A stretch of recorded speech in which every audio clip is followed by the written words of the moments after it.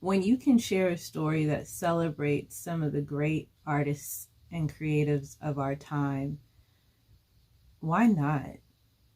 Here I am wearing this dope sweatshirt that unfortunately celebrates two icons that lost their lives to gun violence during, I would say, the peak of their careers. Tupac Shakur and Biggie Smalls. I'm blessed enough to have been around when they were doing their thing. They're not just something that is like a myth, if you will. They're a part of my life, they're a part of my childhood. And as we get older and see some of these new generation hip hop artists, particularly rappers, coming up and they're losing their lives at such an early age, it's heartbreaking. It really is heartbreaking. I don't listen to a lot of the newer artists that have recently lost their lives, but it doesn't mean that it doesn't mean much just because I may not have been a fan of their music. They were creating and they were inspiring young people, their fan base, maybe some that are even older than them, and now they're gone before they even had the opportunity to create a great catalog of music and live long and enjoy the fruits of their labor, etc. So it's devastating, you know. There's a melancholy feeling of wearing something like this. But it makes me think about some of the great artists that are in hip hop that are still alive, that truly broke out of what can be a very tumultuous environment. Um, my favorite, one of my favorites, top five of all time, is Busta Rhymes. And I'm happy to report he's still with us. He's still alive. He's still doing his thing. You know, and over the past, I would say, decade, he's been kind of quiet, doing singles and whatnot, but had not put out a body of work until a few weeks ago. And his newest project, Extinction Level Event 2, it is truly next level. It's so it's so powerful. It's such a powerful body of work. It talks about where we are currently as far as the state of the union. And I don't mean just the United States, but I mean the world. It talks about a true mind shift, revolutionary thinking. There's so much involved, there's so much history. It's just a powerful body of work. The production, of course, is excellent because it always is with him. The features are classic. The fact that he has a joint with Old Dirty Bastard, there's so much that could be said. But it just reminds me of that one time when I was able to meet him.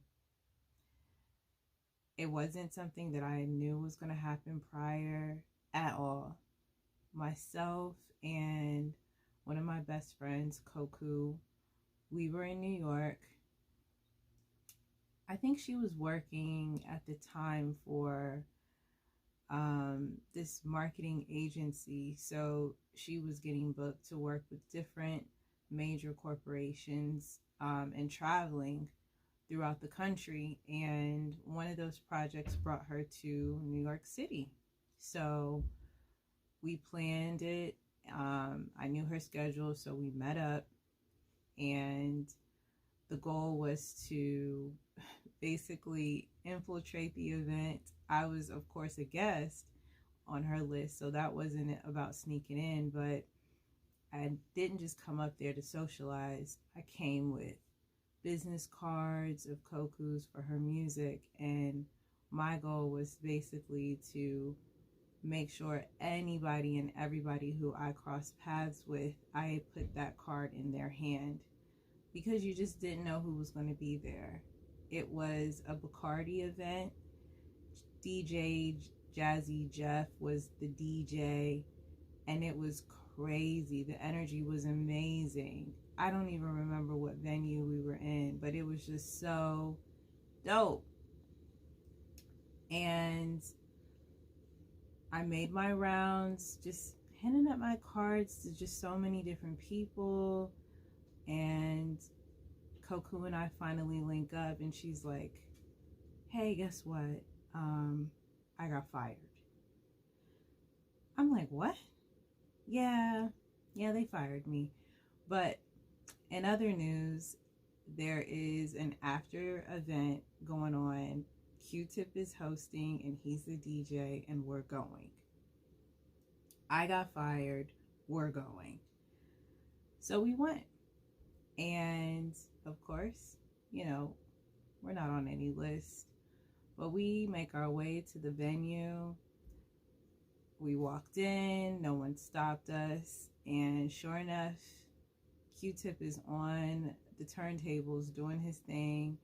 Everybody is rocking out, and I am just dumbfounded because Q-Tip is our DJ for the night. So we just start to walk around and make our way to the front, because I mean, what would it be like to, I don't know, take a picture with them, just meet him? This was not the times for selfies. This was not that day and age. This was just meeting the artist, if you will, and just trying to connect if you could. And next to Q-Tip is Busta Rhymes. And I am like, so I love Q-Tip, but Busta Bus, I see him and I'm just locked in. I'm mesmerized, and my tiny little self made my way up there, and I'm right next to Busta Rhymes, and I look up at him and I tap him on his side and I waved. Corny.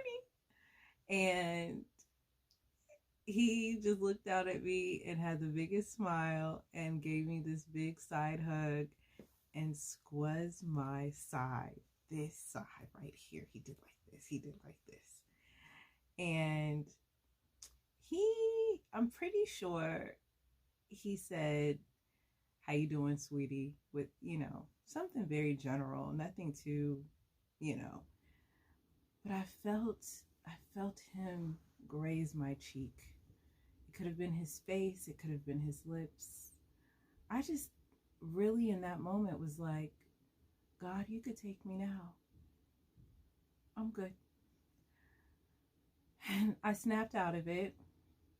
And then I really thought about not ever washing my side again. Like this part, I would just preserve it forever. That did not happen because I am not filthy, but just know, as a real fan, I considered it. Anyway, of course, he was just a giant compared to me, just strong and big and tall and black and beautiful and great energy. And it was probably no more than a 30-second interaction. But that's what I needed. Those are the moments that I miss the most about New York City. Just being able to start the night off and just not know what magic you may encounter, but more than likely, something magical would take place. That's the essence and the energy of New York City. So until outside opens up again in a way that we can all move amongst each other in big crowds and feel and be safe and healthy, I will enjoy new music streaming from my devices. And you should too. If you have not listened to Extinction Level Event 2, and there are 2 editions, one edition has more songs than the other. Yes. Now is the time. Go listen, download it, purchase it, love it, enjoy it. Chris Rock on it just makes it all the more of a classic joint. It's dope.